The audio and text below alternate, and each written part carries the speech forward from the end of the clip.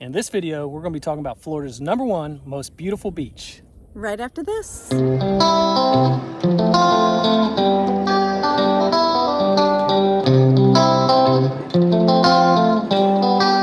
Hi, if this is your first time visiting our channel, welcome. And if you want to know all there is to know about living, eating, biking, boating, beaching, Dining, shopping, golfing, buying a home. whatever it is, you've come to the right place. Just hit that subscribe button below and hit that bell button on the side. And what happens is you'll be notified whenever we put out new content about living here in Southwest Florida. I'm Doug Lugers. I'm Lona Lugers. And we are real estate brokers here in sunny Southwest Florida. And we've helped many people just like you relocate from all over the world so they can also experience our paradise. Today, we're going to be talking about Florida's #1 most beautiful beach.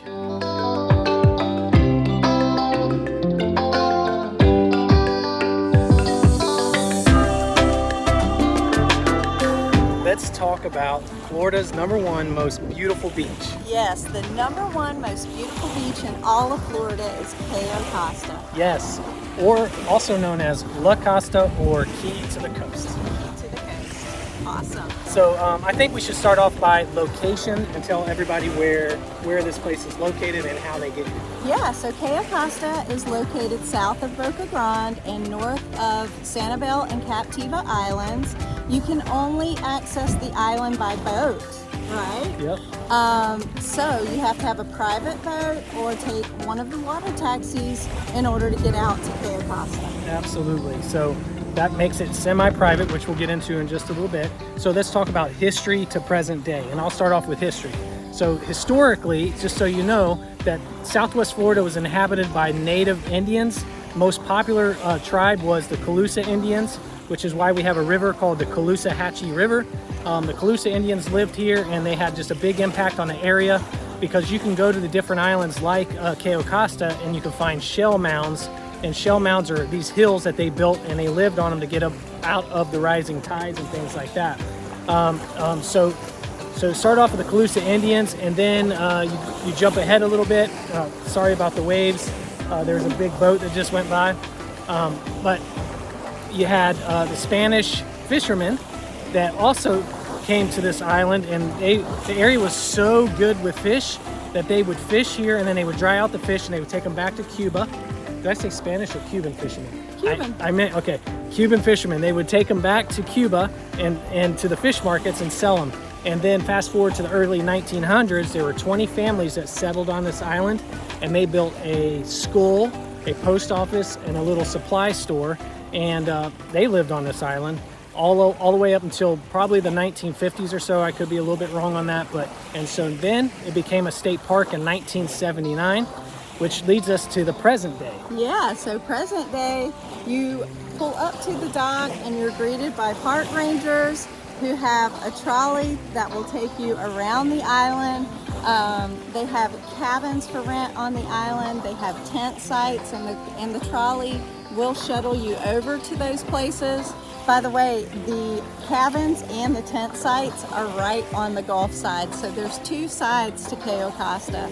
There's an intercoastal side and there's a Gulf side. And today, you can pan around a little bit and show them. We're standing on the intercoastal side right now. Yep, this is our boat right there. And just kind of like feel like we're out here by ourselves. Yeah, right? yeah. I love it. So other things to do on the island, they have kayaks for rent, they have bikes for rent, they have paddle boards. So just there's snorkeling, some of the best shelling ever. Like if you compare this to say Sanibel, which is the seashell capital of the world, right? I think the shells are better in the winter on Cayo Costa than Sanibel personally, because they're not all picked over like they are on Sanibel. Absolutely. You can only, so many people can only inhabit the island at a time, right? Absolutely. So just a lot to do on the island, which takes us to our next thing that we like to talk about, and that's why we love the island. Oh yes, why do we love it? My favorite thing is this emerald green water that you can see on the screen here. You can walk out in the water and you can see your toes in the sand. Yes. How many places can you go and actually see water like that in Florida. Well, one place that comes to mind is like Siesta Key. Yeah. Right? People like to compare or say Siesta Key is the #1 beach, and I do. And first off, I will say that Siesta Key is an awesome beach. I love Siesta I love Key. Siesta Key. White sand beach, amazing. However, everybody can get there because anybody can drive there by car, and so we were just up there last month, and it was super crowded. And Yeah, you won't get there quickly because there's a lot of traffic. yeah, so you have to wait in traffic, things like that. Well, here, we feel like we're on our own little beach. We have pretty water and just beautiful sand. Yeah, especially on the Gulf side, it's so clear. You can just see, you can take a swim and oftentimes see manatee and dolphin and things like that just right off the beach, which is incredible. I love how it does feel private and secluded. Even though it's not, you can pull up to a group of boats and be social for the day, or you can go a little bit further down the beach and just kind of be in your own little world. Yeah, absolutely. Which I love. If you like any information on Cayo Costa, I'm going to put it in the comments, and you just click on a link. It'll take you to the state park website, and you can do all your research on Cayo Costa and how to get here, things like that. As always, you can reach out to us and we'll give you the information. But we are thankful that you came to our site or watching this video.